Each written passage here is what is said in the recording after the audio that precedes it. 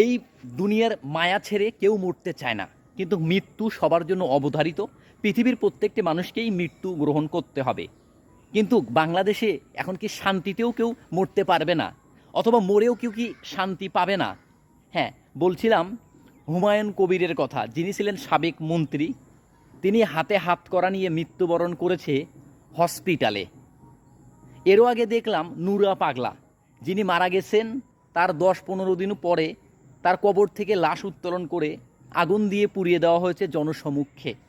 তারও আগে দেখলাম সোহাগ, যাকে নির্মমভাবে হত্যা করা হয়েছে পাথর দিয়ে, তারপরে আবার তার বুকের উপরে চড়ে নৃত্য করেছে, মানে ঝাপাঝাপি করেছে তারই এই হত্যাকারীরা।